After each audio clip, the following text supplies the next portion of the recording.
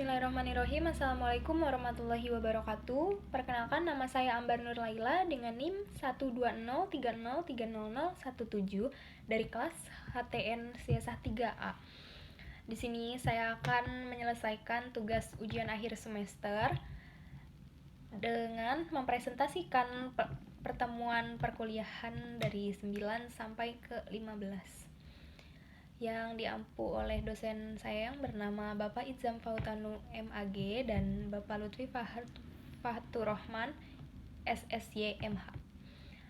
Langsung saja, yang pertama yaitu sejarah dalam pembentukan konstitusi. Pertama, proses pembentukan konstitusi ada 3. Yang pertama yaitu given, on purpose, dan revolution. Given yaitu proses terbentuknya atas pemberian penguasa. On purpose yaitu proses pembentukannya disengaja oleh kesepakatan masyarakat dan petinggi negara dengan inisiatif pihak yang terlibat. Pembentukannya merupakan persiapan dalam membentuk suatu negara. Dan revolution yaitu proses pembentukannya dilatar belakangi oleh perlawanan atau terklarifikasi melalui upaya-upaya yang bersifat menyeluruh. Menurut Hans Nausky, landasan umumnya yaitu yang pertama, norma fundamental negara, yang kedua yaitu aturan dasar negara, yang ketiga yaitu UUD formal, yang keempat, peraturan pelaksanaan dan peraturan otonom. Yang kedua, lanjut pada ideologi. Ideologi adalah salah satu dasar pandangan dan suatu bentuk pandangan holistik yang dicita-citakan oleh suatu nilai. Dan yang terakhir yaitu norma, merupakan suatu tingkah laku ataupun petunjuk yang harus dilakukan atau yang tidak boleh dilakukan di dalam aktivitas sehari-hari dan memiliki sanksi apabila norma tersebut dilanggar. Lanjut pada pertemuan selanjutnya mengenai Konstitusi Madinah. Konstitusi Madinah dikenal dengan Piagam atau Sahifah Madinah. Seperti yang kita ketahui, adalah sebuah produk hukum dalam peradaban Islam yang terdahulu. Mengandung poin-poin agung yang mana humanis di dalam hal ini menyebabkan bisa diterima Piagam Madinah oleh berbagai kalangan. Terdapat beberapa tanggapan mengenai Piagam Madinah, diantaranya yaitu Montgomery Ward mengatakan bahwa Piagam Madinah sebagai konstitusi, dan menurut Nicholson mengatakan ini adalah sebuah piagam. Lalu menurut Anthony Nothing,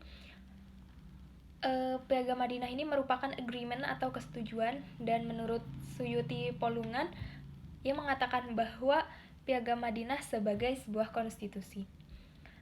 Adapun isi Piagam Madinah yang pertama kesepakatan, yang maksudnya yaitu suatu masyarakat Madinah kala itu memiliki tingkat kemajemukan atau heterogenitas dalam kemasyarakatannya.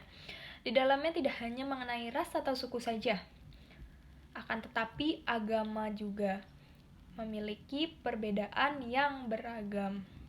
Maka untuk menjalin keseragaman dalam kehidupan serta pengaturan yang dibutuhkan, maka dijalinlah sebuah kesepakatan yang mengatur hak dan kewajiban masing-masing dari tiap individu. Yang kedua yaitu persamaan. Konstitusi sebagai penyeimbang atau penyetara ataupun penyamaan antara kesamaan hak dan kewajiban bagi seluruh umat manusia. Yang ketiga yaitu keadilan, yang mana perolehan perlakuan adil bagi masyarakat yang diperoleh dari negara dan pemerintah dengan terbebas dari diskriminatif. Lebih lanjut mengenai Piagam Madinah sebagai konstitusi, terdapat juga 2 pendapat besar yang lazimnya ada pro dan kontra. Yang pertama pro. Golongan ini mengatakan bahwa Piagam Madinah telah memenuhi unsur aturan dasar ataupun konstitusi. Yang kedua kontra. Sebagian orang juga mengatakan bahwa Piagam Madinah tidak mengatur pembagian kekuasaan sehingga tidak bisa dikatakan sebagai konstitusi. Lanjut pada pertemuan selanjutnya yaitu sejarah tata negara. Sejarahnya yaitu pertama ada pada masa pra-kemerdekaan. Hindia Belanda atau bagian kerajaan Belanda, pada saat itu Indonesia belum diakui sebagai sebuah negara. yang berdaulat. Peraturan perundang-undangan mengacu pada peraturan Belanda dan Indisch-Staatsregeling (IS) atau IS. Peraturan perundang-undangan masa berlakunya IS yang di dalamnya sebagai berikut. Pertama adalah WET, yaitu WET, peraturan yang dibentuk oleh Badan Pembentuk UU Negara Belanda, yaitu Mahkota dan Parlemen. Kedua, AMVB, yaitu peraturan yang dibuat oleh mahkota sendiri. Yang ketiga, yaitu Ordonnantie, yaitu peraturan yang dibentuk oleh Gubernur Jenderal bersama Volksraad. Yang terakhir ada RV, atau peraturan yang dibentuk oleh Gubernur Jenderal. Selanjutnya, sistem pasca kemerdekaan. Pertama ada UUD tahun 45, mulai dari tahun 45 sampai 49. Yang kedua RIS, Republik Indonesia Serikat, yaitu tahun 49 sampai 1950. Yang ketiga UUDS tahun 50 sampai 59. Lanjut pada Orde Lama 59 sampai 65 dan Orde Baru 66 sampai 98. Masa reformasi, sistem pemerintahan negara setelah amandemen tahun 99 sampai 2002 sebagai berikut. Yang pertama, bentuk negara kesatuan dengan prinsip otonomi yang luas. Yang kedua, bentuk pemerintahan dengan republik. Yang ketiga, MPR bukan lembaga tertinggi. Yang kelima yaitu presiden adalah kepala negara sekaligus kepala pemerintahan. Yang keenam yaitu kabinet atau menteri diangkat oleh presiden dan bertanggung jawab kepada presiden. Kekuasaan yang tujuh yaitu kekuasaan legislatif yang dominan. Presiden dan wakil presiden yang dipilih oleh rakyat dan presiden tidak dapat membubarkan DPR.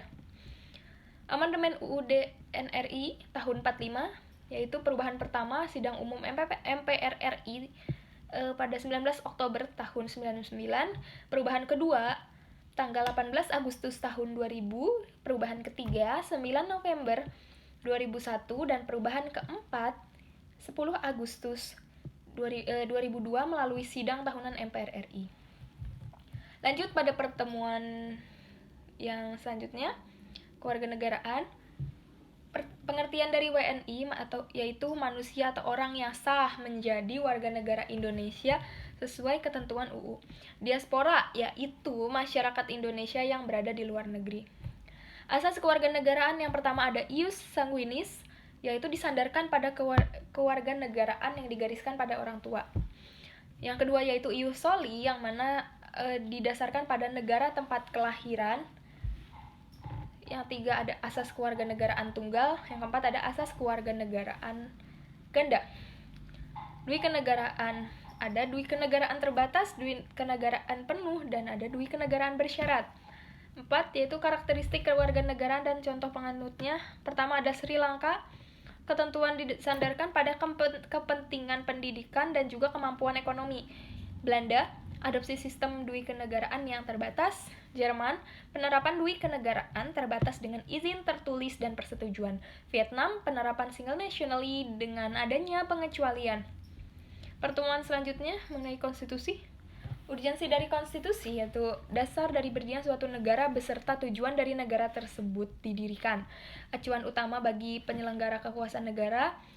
Yang ketiga yaitu konstitusi memuat hak serta kewajiban daripada warga negara. Menurut Prof. Jimli bahwa konstitusi selalu menjadikan kekuasaan sebagai pusat perhatian, karena kekuasaan itu sendiri pada intinya memang perlu diatur dan dibatasi sebagaimana mestinya. Adapun juga Eli dari Khaidir dan S. Fahmi mengatakan bahwa konstitusi ialah alat rakyat, mengkonsolidasikan kedudukan politik dan hukum dengan mengatur kehidupan bersama demi mencapai cita-cita bernegara.